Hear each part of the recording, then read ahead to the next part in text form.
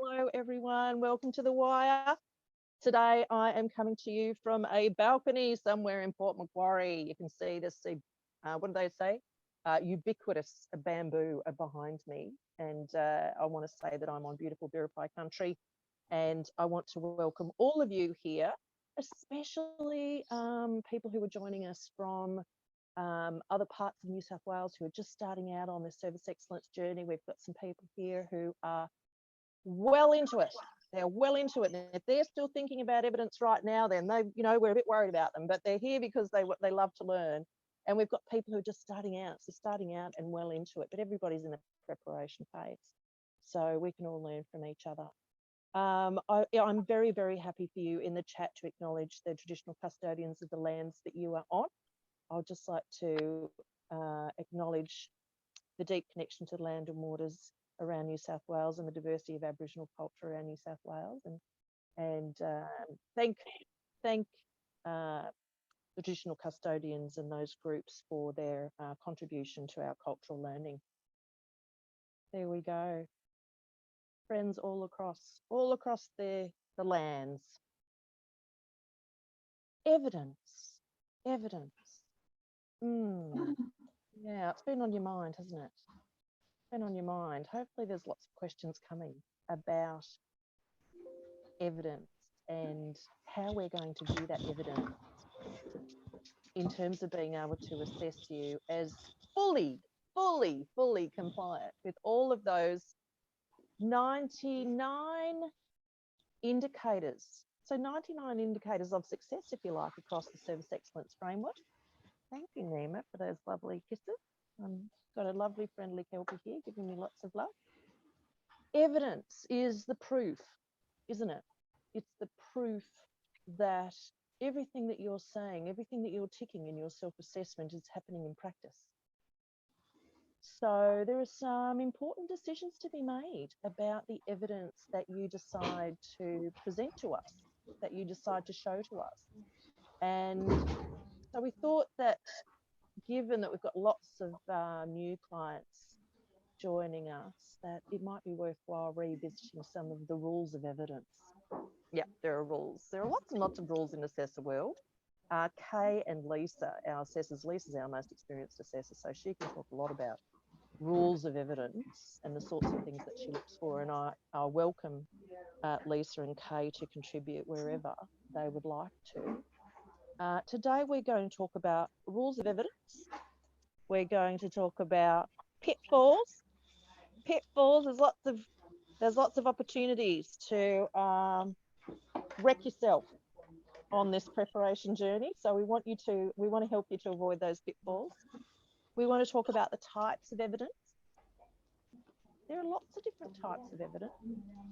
Oh, thank you, Lisa. That's a great suggestion. We get everyone to mute themselves. Oh, that's me. It's a bit hard, I think, when people have got headphones on because they hear every little thing. And then we're going to talk about big value evidence. I thought it might be good to get for us all to identify what pieces of evidence nail a number of indicators, because that's what you want. That's what I'm thinking about when I'm thinking about big value evidence. I'm thinking about, let's think of one document that can be evidence for 5, 6, 7, even 8 indicators. And Lisa and Kay would definitely know about what I'm talking about there, because sometimes, like if you a governance manual is one good example, a job description is another good example. We keep coming back to those documents as evidence for a number of indicators. Yeah, so we want to talk to you about big value evidence. We're going to, of course, give you some tips, things that can help you be successful. And then all the way through, at any time, please ask us questions, but there will be time for questions at the end. So write down your questions as we go, or unmute yourself and just ask those questions as we go. We're happy, however you'd like to roll. All right, so if you have got the name of your service on the screen, it's super helpful because people then sort of have some context for who they're talking with and who's listening. So if you can right click on your video box and rename yourself, give us the service that you're from, that's helpful if you haven't already.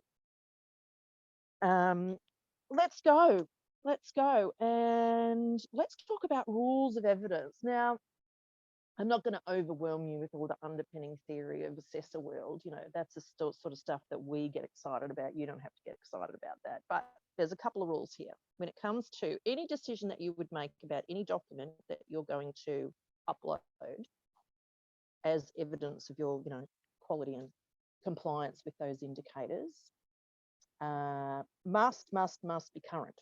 So that's one of the rules, must be current. And what do we mean by current? Well, there is a rule of thumb in assessor world, and that rule of thumb around currency is in the last 3 years.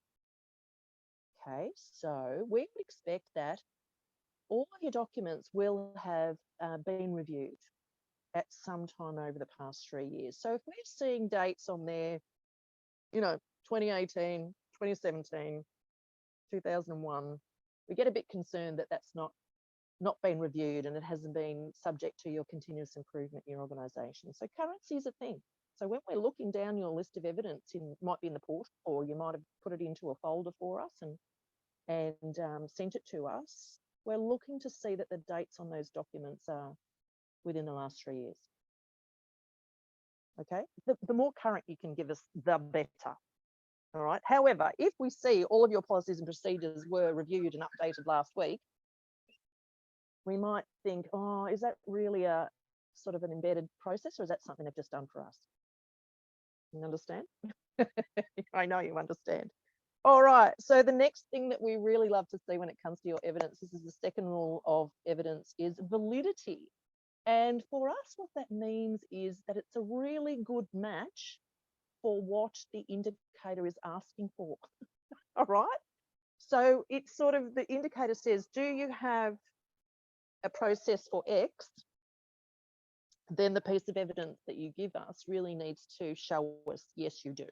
All right. So the stronger you can make the validity of your evidence, the better it is for us to go, oh, yeah, that's in place, right? It's really easy for us to make a judgment. Sometimes the evidence can take us on these, we call them false trails, like we're sort of trying to work out what that evidence, what that piece of evidence is supposed to be telling us. So sometimes it's not clear because the naming convention, the name of the document might not make sense to us. So, that's a consideration as well. If you're putting evidence up, if you can have it named in a way that makes it easy for us to see, oh yeah, we've asked for X, and here is an example of X. A blank template is really not valid. It really is not a good match for what we need to see. A blank template shows us that you've got a blank template. It does not give us any evidence that it's implemented in practice. It shows us that you're good at creating templates, but that that's really not what we're looking for, is it? So whilst it's nice to see that you've got forms for this, that, and the other, it's much more useful and much more valid for us to have evidence of that template being completed. Yes, Kay, that's a great tip. I'm going to put that down in our little tips that I was looking for assessor tips, and I'm going to put down the notes in B&G. Even page numbers, we're going to talk about that as well. All right, if you're putting a manual up, for example. Thank you, Kay, for reminding me about that. Can I ask a question about? Oh, sorry. Yes, you can, and then we'll hear from Leska. I was just going to say, so our shelter hasn't actually opened yet. We're opening in the next 3 months. So hopefully within the next 3 months, a lot of the evidence, like we do have templates, but we don't have any, I guess, completed forms or anything like that. So for the moment, is that okay if we just upload the templates? Yeah. Well, whenever you do trial that template, so whenever you do have a client that you can use that template with, even if you wanted to maybe pilot it before we come along, that might be a great opportunity to show us a template that you have piloted. So then you get an opportunity to see how it feels, whether it's user-friendly, all that there. But yes, we would understand, we would certainly understand that context if you're new, and we'd be well impressed to see all those templates ready to go, for sure. Okay. But where you can provide us with completed ones, such Yeah. as you've piloted or such as you've trialed, that would be great. Okay, thank you. Thank you. What a great question. Thanks, Marion. Now, I want to say, is your name Marion? I don't want to get that wrong, because sometimes with place names, you could very well be a place called Marion Camden. I wouldn't even know. My name is Marion, yes. Thank you very much, Marion. And Liska. I just wanted to ask, when it's confidential information, so for example, an incident report or something like that, are we okay to redact client names? Yes, please do. Please do. In fact, if we're having a look, we're going to be talking about registers because we would probably prefer to see registers on site, and please don't feel like large registers you have to upload, because we'll just sit with you on site and we'll just have a look. Yes, Lisa. Just on that is that my advice always is, because you can present, I like to see things within 12 months, particularly if we're talking about incidents, complaints, those kinds of things. If you've got something that's got some, even reports, so I want to see board reports, management reports. If you've got something that you think is sensitive, choose another month. So you can either redact it or you just choose another one. So, but for those, I ask that we don't ever put any like client documentation on any portal or send that way. So, because we can see that while we're there, but things around board reports, management reports, all of that, if there's something that's commercial in confidence or you don't want me to know about, that's just fine and dandy. Just choose another month, please. Thank you. Perfect.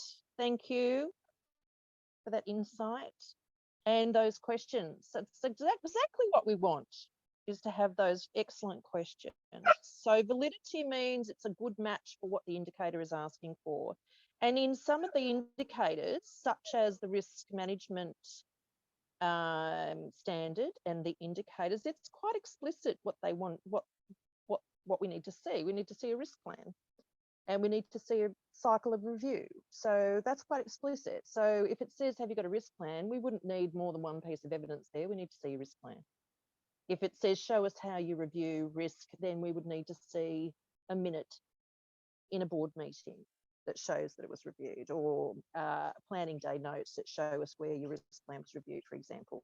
So you wouldn't need more than one when it's explicit like that, okay? So you're looking for the very best match. And if you think like that, you usually find that you don't need 4, 5, 6 pieces of evidence if you're thinking about validity. Validity means it's a good match for what the indicator's asking.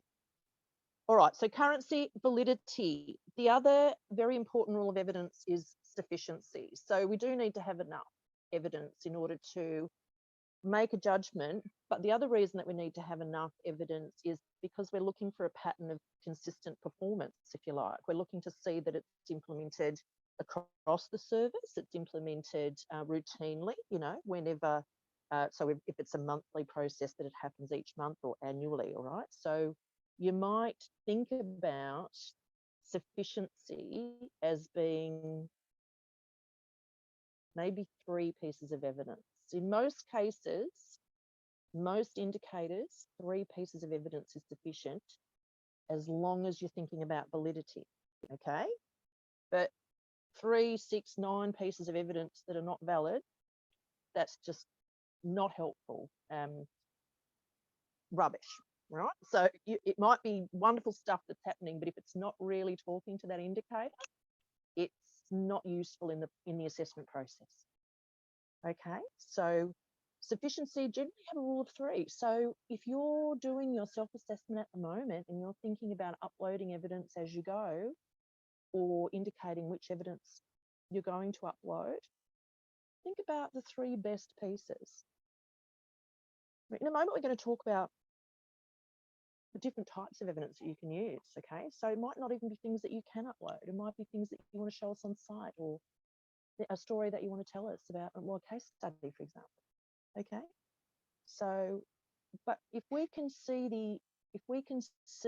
that that you're compliant with the indicator in 3 ways, that's helpful for us, right? And we Assessor World, we have a term for that. We're calling it triangulating the evidence, all right? So we want to be really certain we're giving you the tick. We want to be super certain if we're giving you a gap, you know, we're indicating a gap. All right, so we'll look to see that something's in place in 3 different ways. So we will ask a question maybe. We might ask the same question of a couple of people. We'll have a look for a document. We might observe something while we're on site. All right, so there's 3, even 4 ways that we are confirming that you're compliant with that indicator. So that's the sort of process that we're going through. So we do need to see enough evidence in order to feel super confident to stand beside our tick or to stand beside our wow, all right? And the 4th rule of evidence I'm going to share with you today is the quality of your evidence.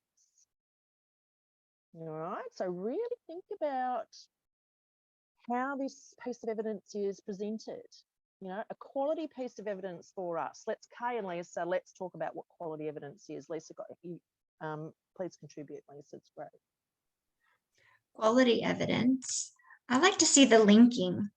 So if we've got something that's your high level, say your strategic plan is, I can follow that journey. So I don't have my little ball of string here, but I've got a little piece that sticks out, and I say that's fine if it sticks out, but I like to pull it and have it come out as a nice line, and I can see which way it goes instead of, you know, crimping all in it itself and you can't get the knots out. So quality evidence is something that actually provides me with a systems approach. Yeah. And I know that I can ask somebody else about it and they're going to be able to give me the same answer. Fantastic. So linking and alignment between the different sorts of pieces of evidence. Excellent. Any other ideas about what a quality piece of evidence would be for you, Kay, or for anyone else? What are your thoughts on this? I would say enough detail. I'm not sure if that's the right word, but enough detail in the evidence. So, you know, you want to see, you know, if it was a meeting, when it was, who was there, you know, what the purpose was. I mean, I don't mean that for like a staff meeting. You might want to see an agenda or something like that. So, yeah, you know, like a bit of depth, like, you know, like a page of, you know, written notes doesn't give me any context. So maybe it's context I'm suggesting is what we need. Excellent. So in lots of organisations that we visit, their documents do have a bit of a purpose, you know, so it's easy to see what this document is doing for the organisation. You know, what's the reason that you have it? You know, how does it link with other things that are going on? You know, so how does it support a quality system? In other words, yeah, that's good.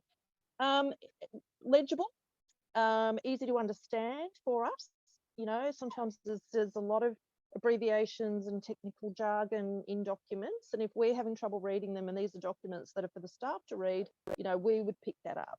All right, so things that are consistently formatted for me is a quality document. Things that have got a file path and a good naming convention for me is a quality document. Something that's been reviewed, you know, or has been subject to continuous improvement for me is a quality document. I'm a visual person. I love things that look good, but I know that that's not the most important thing about a document. But where I see, you know, a strategic plan or any kind of document that's appealing to that kind of, you know, visual learning side of people, I get excited about looking at those kinds of documents. Because we do look at lots of documents as assessors, so I like visual. I like things that are presented visually, but you know what I'm talking about, all right? If this document's really hard to understand or to connect with or know what its purpose is, or, you know, all those sorts of things there, then that we wouldn't deem that to be a quality piece of evidence. We would probably accept it as evidence, but it wouldn't have a lot of weight, all right, in our judgment. So there we go. We've got currency, validity, sufficiency, and, you know, quality. There is probably some other rules, but they're not important for you at your end. They're more important for us at assessor end. But that's really what we're looking for when it comes to evidence. Now, most people that we're talking to today are using the BNG portal to manage their self-assessment and manage their evidence. If you're not, and even if you don't know what that means, don't worry about it, because you do have the option of gathering your evidence into folders and uploading those to our shared drive. So people have different ways that they like to roll, but we do love the portal. You know, the portal is a really easy way for you and for us to work and to collaborate over your evidence. So when you start to upload your evidence, in fact, Liska and Jill, I think, have had an opportunity to send us a bit of their evidence, and we have been able to provide some feedback. So if Liska or Jill want to talk about the value of that, that would be helpful for others, I think, to encourage people to upload a bit of evidence and get us to give you some feedback. So we're happy to do that. I don't think we sent you any evidence at this stage from Yakaba. Early days, we did. Early days, didn't we have a look at some evidence? I might be getting you confused with someone else, Jill. I think you might be getting me confused. That's terrible. Can't believe I said that. Liska, we did send Liska some feedback about evidence.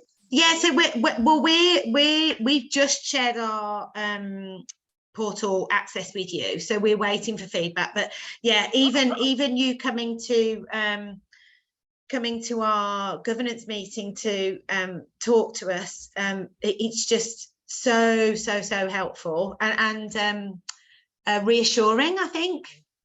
Thank you. Yeah. Hi, Emily. Oh, hi there. Thank you so much, Marie. This is awesome. It's so so wonderful to hear. It's something that we've been so deep in, so it's great to have a few more tips and tricks. Look, I just wanted to confirm, so we got our standard 1 and 2 complete for the August 1 deadline. Lisa, when you just said we gave you access to our portal, I just realized I haven't sent you anything. Marie, was I meant to send No, you? it's me that's organising Marie's access, because I need to give her corporate access. Yeah, I understand. And then you can access all of the shelters. Correct. That's right. Yeah. Okay. I thought I just checked that before I had a panic that you hadn't seen. Yeah. No, well, for everyone, the process is we really love it when you give us an opportunity to have a look at how you're approaching the evidence upload. And so what we ask you to do is, when you're ready for us to view a couple of standards, or even one standard, is to contact the lovely people at B&G and let them know that you'd like to give your assessor access to your portal, because we have our own assessor view of the portal, and it's being a bit more complicated for women's community shelters because they've got a corporate account, and then they've got accounts for each of their shelters. So we're working through getting access. I'm glad to hear that that's moved forward, Liska. Thank you. I'll get in there and I'll have a look. Thank you very much. And I will shut that Kelpie up in a minute. Sorry, everyone who's a bit annoyed by that. Pitfalls. Now, Lisa, while I go and manage that Kelpie, would you mind to start talking about some of the pitfalls? Here's the list that I had, but what I'd like our audience to do is to think about the risk associated with each of these pitfalls. There are 5 pitfalls. Here we go. Pitfall number 1, too much evidence. Oh, Pitfall number 2, uploading your evidence too soon. Pitfall number 3, getting someone in the organisation who doesn't have enough knowledge to upload the evidence. Pitfall number 5, uploading your evidence too late. And sorry, pitfall number 5 is coming now. That was number 4. Cannot count. I'm going to say not using the portal. And what I want Lisa to do just for a moment is just host the audience talking about what's the risk for each of those. So what's the risk of too much? What's the risk of too soon? All right, let's go. I'll be 1 second. I just got some Kelpie duty to do. yeah. So I want everybody else's comments, but I'll tell you my number 1 comment about too much is, as an assessor, if I see that you've put 14 pieces of evidence against every single one of the outcomes, I think 2 things. You're just doing a kitchen sink, whatever you can find. You don't really know what it pertains to, or those are the only documents that we have. And we go, we have this. I don't need to see it for everything. Like Marie said, honestly, if you give me more than 3 pieces, I'm not looking at it, because I've got 99 indicators to look at times 3. I'm not good at maths, but I'm not looking at more than 300 pieces of evidence. No way, no how. So what do we think about too much? What does that signal to you and to us? Does anyone have any ideas? Megan? That they don't know what they're doing or don't understand the questions. That's right. And I see that probably more in people that have chosen the old workbook methodology more so than the B&G portal, because I find that that really leads you through that quite well. So that jumps to number 5, which I might go there now. So, you know, you do what's best for your organization, but the portal you can give other people access to in order to review, but please only have one person putting the evidence in, so we don't get big, or split it up into sections and have a project meeting before then, and you all decide who's doing what and what you're using. But I find that probably it's not as applicable, the evidence in when people use the workbook, or it's very, very light. So what happens if you put it in too soon? Anyone? You lose your validity. Yeah, that's right. And so, you know, say something major changes, because we haven't had anything major over the last 2.5 years, have we? You know, fire, flood, rat infestation, plague. So that's plague. That's, you know, we're getting pretty close to all of the of God's natural disasters. Yeah. So, I mean, what if something happens that you go, oh gosh, this is just changing the way that we work forever? All those people that put their evidence in January of 2020, I'm looking at you. Now uploading. Can I add something, Lisa? Yeah, absolutely. We also might, when we come on site, ask questions about a piece of evidence. So, you know, if it was uploaded 2 years ago, then you probably won't remember it. So yeah, or they might be an entirely other person who might not has even done that. That's right. Yeah. And so if we haven't got somebody that knows what they're doing, then again, they're not going to be able to answer questions about it. They may put things into the wrong space. That's why I think that, you know, that project management piece of, if you've got one lead, but then you can chop it up if you need to and give those sections to other people, but everything should be funneling through one person if you can. I've seen some really, really good examples of this. And I've also seen an example where it did funnel through one person, where they actually was all of these pitfalls. I have to go back to something that Marie said about naming conventions. Is one of the documents in there was basically every single buzzword that I think this CEO had ever heard. So it was continuous improvement, strategic plan, business continuity plan. I mean, the whole thing. You couldn't even see what the name of the document was. And you know what? It didn't apply to any of those things. And I think that's what happens a lot if you get somebody who hasn't either come to On the Wire or hasn't been involved in the project meetings.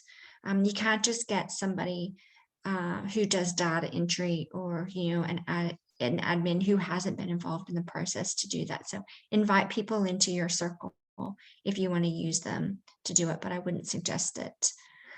And too late. Oh my gosh, I'm going to let you tell me what happens if it's too late. We like it 3 weeks before, by the way. Anybody have any ideas about if I get it the night before?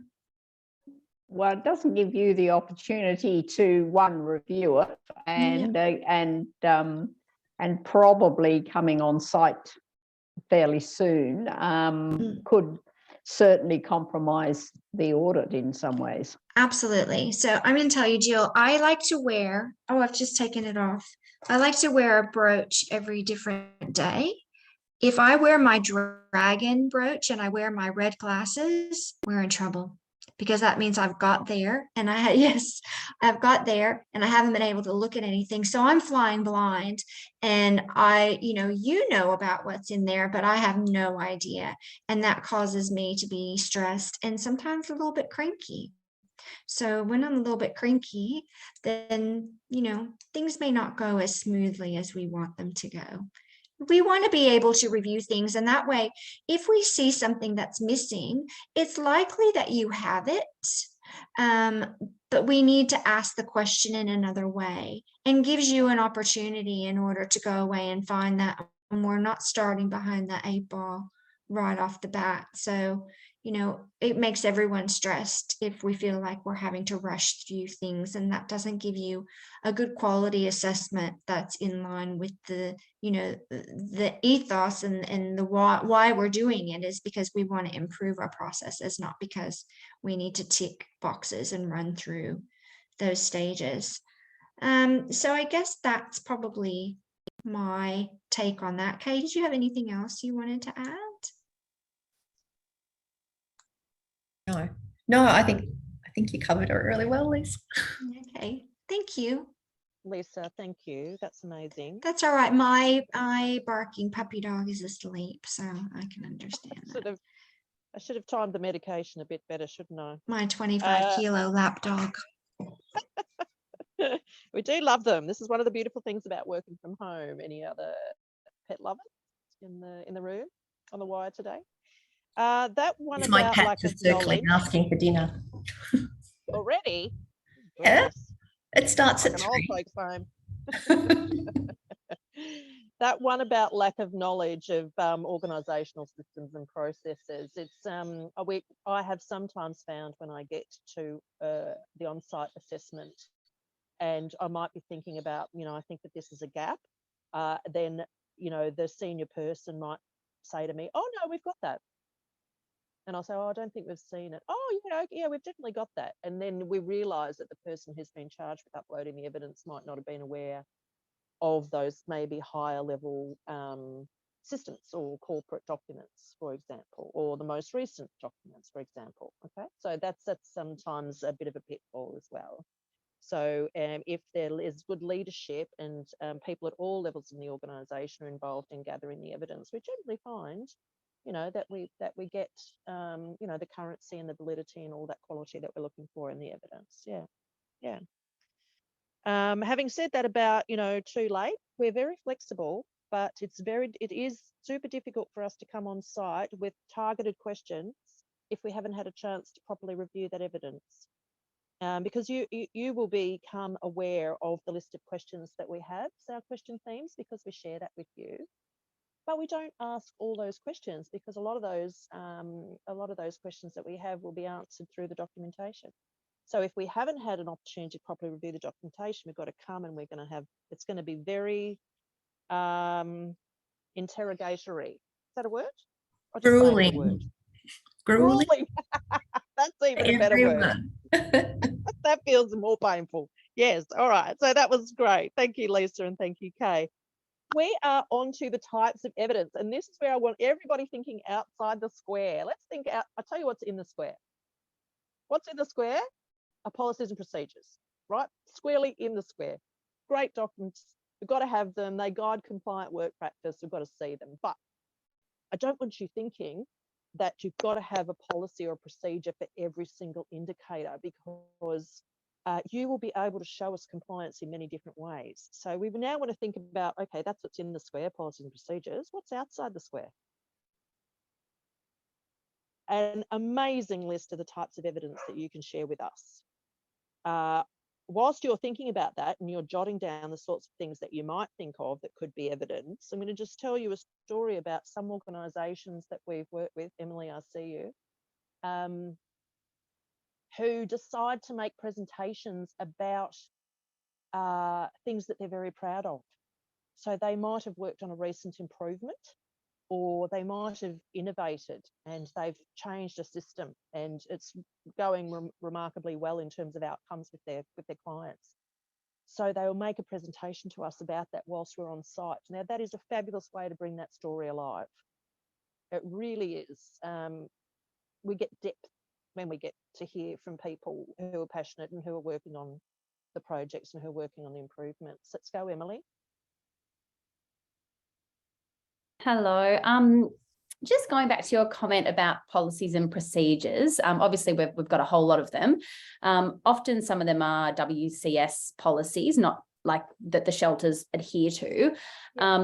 I sort of have tried where possible not to upload.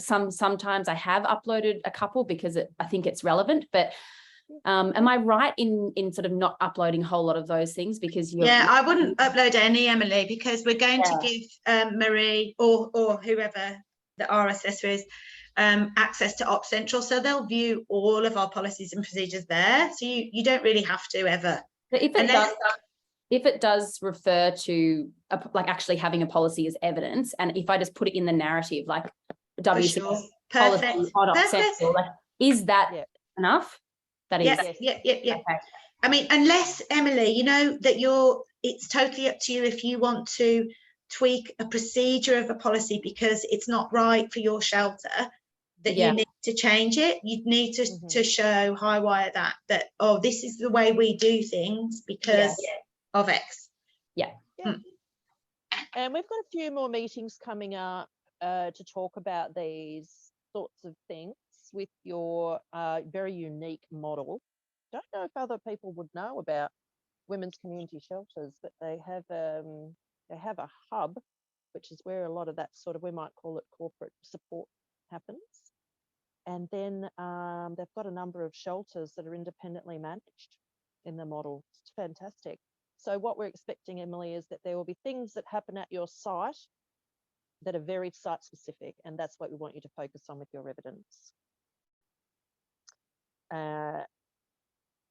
Lovely, good question about that, by the way, in terms of your structure. So a live presentation when we get there, even a video presentation, I do like when I've seen, if your service has been involved in the media and we get to watch a bit of a story about, something that you've done, that you've been promoting. So I'm talking there about any kind of media. So digital evidence, love it. I've even seen newspaper clippings as evidence. We've listened to where people have spoken on the radio about, advocating for homelessness, those sorts of things. Very, very good evidence. Whilst I'm going through this list, I want you to think about whether you would have access to these kinds of evidence as well. If we're asking to have evidence of you collaborating with other services, you might show us emails of where you've invited them to attend something with you, or you've worked on a project together. So emails become really good evidence as well.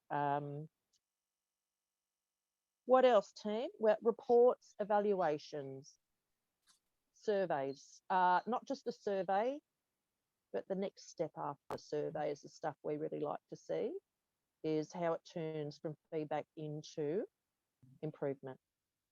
And that's that link. You know how you've got Linky Lisa, we'll call her. Linky Lisa likes to see the links. Sometimes we don't see the link between the survey and the action. We love to. Let's go, Emily.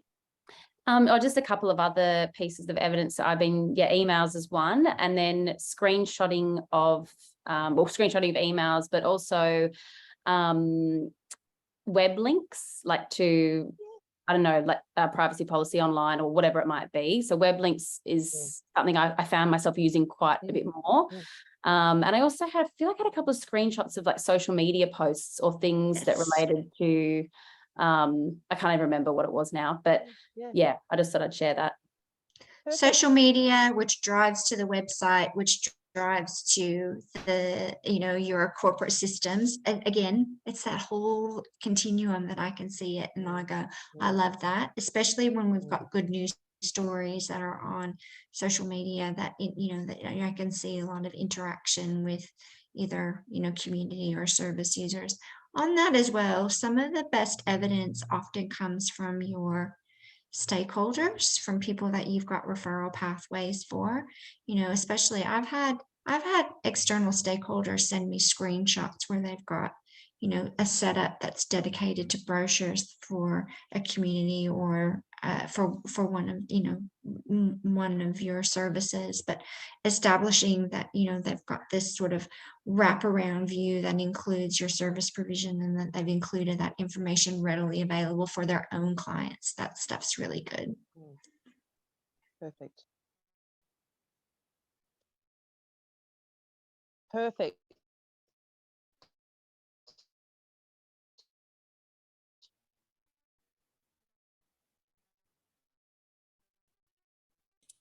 We lost So, us. you know, we're outside of just policies and procedures as it's right. You really still, I'm still here. Can you hear me? Can you give me a thumbs up if you're hearing me? Okay, thank you. I'll take any kind of, you know, information about how this is working for you. So yes, and that's probably enough on that. But you know, think outside the square, right? Colouring in the story for us. We love to be able to see it. We love to see how passionate you are about the work that you're doing. Okay, and so we're able to assess you in the context of you if we can get a sense of you, and you will tell us your story through your evidence. Okay, so think about that. Think about that. All right, when you're thinking about your 3 pieces of evidence for each of those indicators, yeah, mix it up. Mix it up. Big value pieces of evidence here, right? This is where you can nail a few indicators at once. And I love to hear my assessors talk about what their ideas about big value are, but I'm going to go website.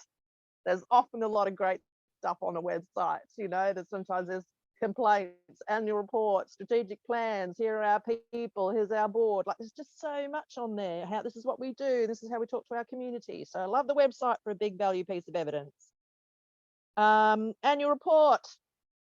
There's often a lot of information in there about what you've been doing and how you've been working with your community and your clients. I find minutes, board meeting or management committee minutes, but also team meeting minutes. It's evidence of a lot of decision making in practice. You know, a lot of your processes around how you do communicate in the workplace will be evidenced through the minutes. So minutes are good pieces of evidence. We find on assessments, we're often coming back to the delegations register.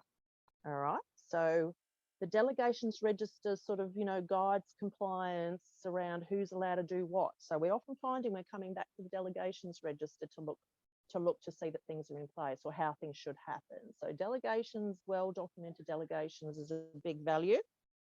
Obviously, high-level documents such as frameworks, you know, that tell us about how all the bits fit together. Thinking about Linky Lisa there, how does it all fit together? So a framework document, you know, if there's a lot of complicated parts, lots of subsystems of things, a framework document can be very helpful, a very good piece of big value evidence for us. The board manual or the management committee, the governance manual, how everything gets done at that top level of leadership. That's what I've got. Lisa, any other big value pieces of evidence? I really like it when I get to see like that next level down from the operational plan, and that's, you know, individual work plans or how people's work actually aligns to the bigger picture, and do they know it, you know? So that could be through performance review, or, you know, so that we've got this holistic approach. And yeah, I do like social media. Oh, I had one more and then now I've forgotten because I've got brain fog. Can't remember. Had a big day, haven't you? It might come back to you. Yeah. Social media. Yeah, social all the ways media. that you communicate. Yeah. Even Facebook. Yeah, Oh, I sorry, know what it Sam. was. Yeah, so something's around that. So we all have our little pet favorite indicators, and one of mine is around how we actually invite the people we support to the table for service design and delivery. So that's not actually, you know, how do we get their feedback? And that's not a once a year survey, but I really love it when I see, even if it's a plan to have, you know, a community advisory group or a reference panel, or, you know, and because of everything that's happened over the last couple of years, sometimes that has not been able to be implemented. But some of my services have said, well, look, we've got these terms of reference and here's our project plan in order to roll that out, so that we can have people talk about the macro of our organization and not just the micro of their support plans. So that's my pet Excellent. one.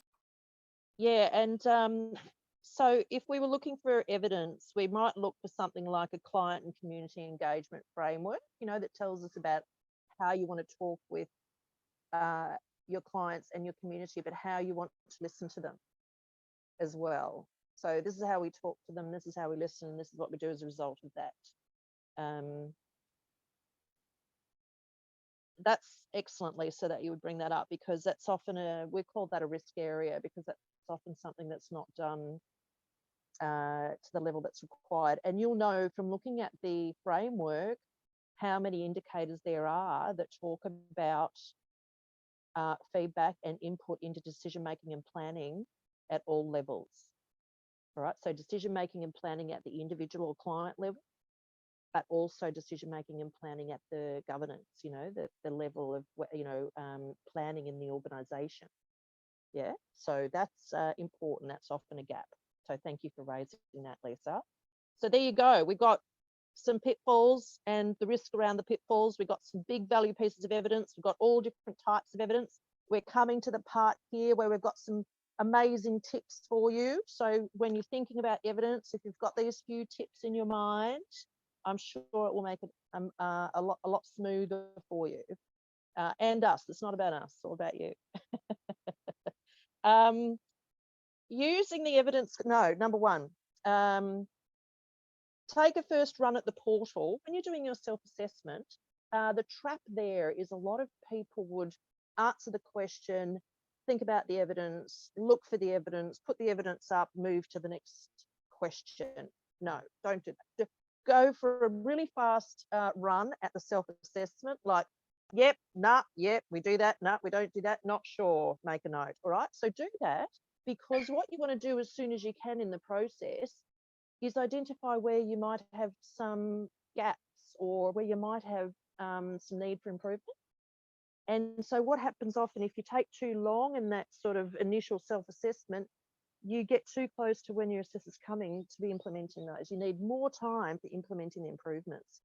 So you might think, oh, we answer the question and then we have to link our evidence. No, you don't. The first run should be just answer all the questions and maybe use the work plan. There's a really good work plan that sits behind the self-assessment, and maybe make some notes in the work plan about the types of evidence you want to put up there. But don't start looking around for it, because I've seen organisations get through one standard and then go, oh, that just took me 2 hours. No, just have a first run at it and use your work plan to identify the sorts of things you think you need to focus on as gaps. You want to get to that point first. That's the most important thing. All right. You can really end up down a rabbit hole if you start, and then like the whole process just looks terrifying. So kind of, you know, end up going so far down, and then you're like a cat trying to back up, you know, in a tunnel, trying to work out where did you start. So I don't even know that cats can do that. But so you focus on getting that work plan done, and all the actions that you want to take, and then set yourself a time frame of at least sort of 4 or 5 weeks out to upload your evidence then. Okay, because it'll be fresh, it'll be current, you will have worked on your improvements. And so that's just our number 1 tip. Our number 2 tip is use the evidence guide if you get stuck. The evidence guide comes out to you as a resource, and it's a very helpful resource because it does list quite a lot of evidence.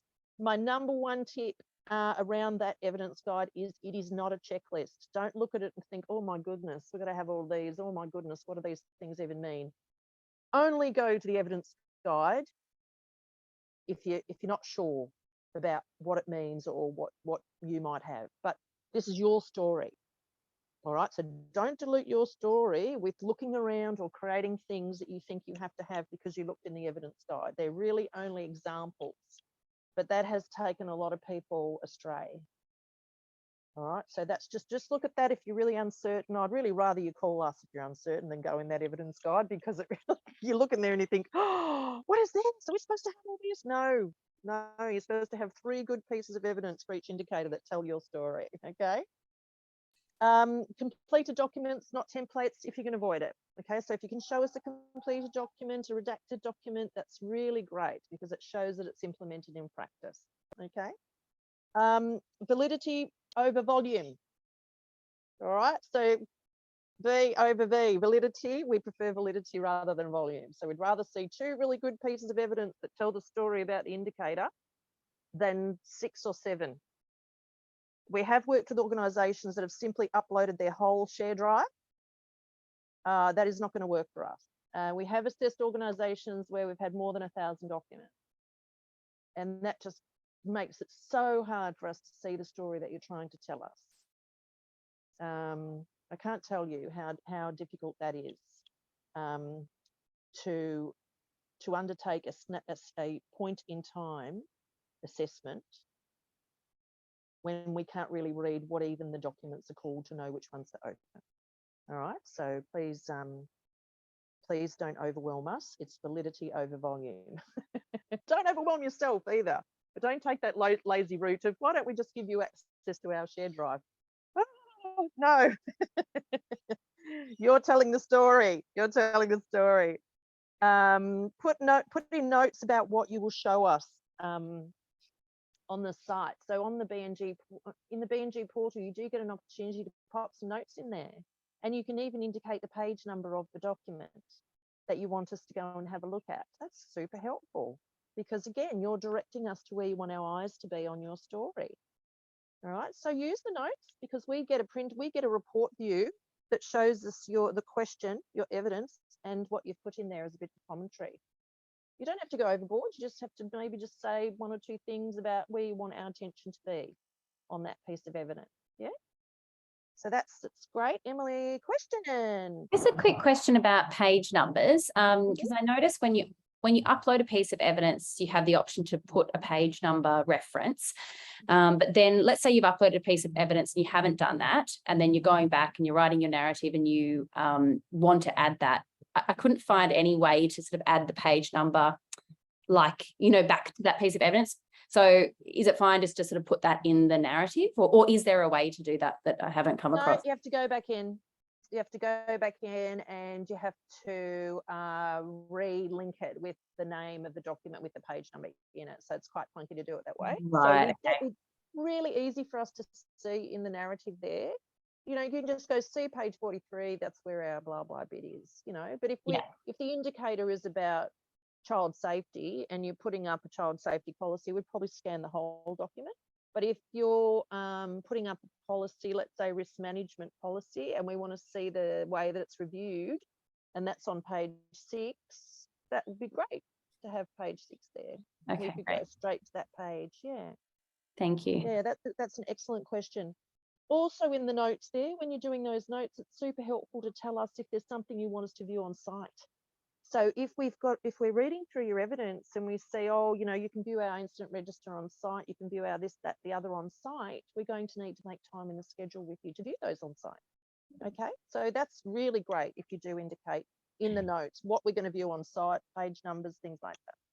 Is it also okay? I've had a couple of examples of this where I uploaded a piece of evidence that was the latest version, but we have a new version currently being drafted or reviewed. I just uploaded the last version and then made a note saying when the new one's finalized, this will be uploaded. Is that fine just to put that in like that? Absolutely. Yeah, that's absolutely fine. We can see a trail of, review and improvement. That's evidence of that process in practice. It's excellent. Okay, great. Thank you. No, the more information in that commentary is better for us.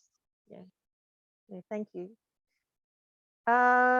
Choose your interviewees carefully is my last one, because we do get a lot of evidence through the interviews, you will know. We've been focusing mostly today on documentary evidence, but in a later session, we'll talk about the interviews that we'll be doing on site, and we'll share the questions with you and all that there. But we get a lot of evidence through interviews. And so choose your interviewees carefully. I don't think I need to say much more on that. You get to choose them. Choose people who can tell us your story, and particularly with those external stakeholders, we call them community partners in the process. It's really great to talk to community partners who know you well, who connect with you about getting great outcomes with your client. Okay. Sometimes we talk to funders, and that's great too. Yeah, you get to choose who we talk to, so choose your interviewees carefully. That's all I had to say. Kay and Lisa, anything else you wanted to say? I mean, that's a lot of information coming at you for this one, but remember that there are still a lot of resources available on the Highwire website on our ACES client section. You know, this is not a new concept around evidence. So just have a look and see if there's, you know, there's helpful templates and records. Nothing will be a surprise. Let's put it that way. There's a lot there so that nothing should be a surprise to you. No, that's right. If there are any other topics that you would like us to cover in our future On the Wire session, we would love to hear from you. You can shout it out now, or you can send us an email. Anything that you're finding challenging that you'd like to have the opportunity to ask questions about. We're up to about session 19 now. So when you go into the website, your service excellence section of the website, you're going to see lots and lots of recordings and lots of resources. All right, we're doing it a bit lean today. You won't see any PowerPoint or anything like that today because we're technically challenged today. But it's been lovely to be here with you. Any thoughts, questions before we go? Before I press stop recording? Well, I will just thank you for being part of this. Yes, Emily has her hand up, please, Marie. I'm so sorry. I feel like I'm asking so many questions.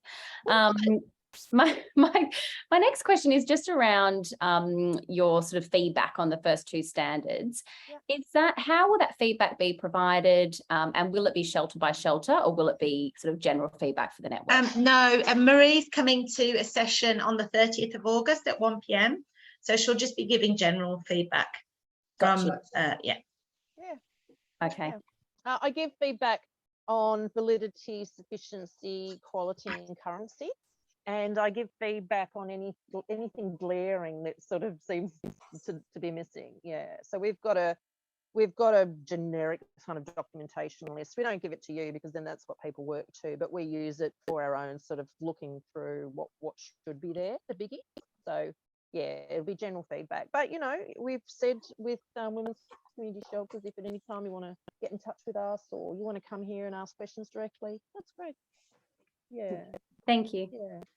Thank you for working with us too, women's community shelters, because you know we're learning together, aren't we, about how we're working. We are. This successful. So thank you for staying in, and we're finding ways, aren't we, to make it work. Yeah. which is how we like to roll. All right, everyone, go and enjoy this beautiful rest of the day, and I will see you in a month on the wire. If you've got any ideas for topics, please get in touch with us. Thanks, Marie. Everybody, Bye, everyone. Thank you, everyone. Bye. Thank you, Kay. Thanks, Lisa. Bye. Good to see you. You too. It's been such a long time.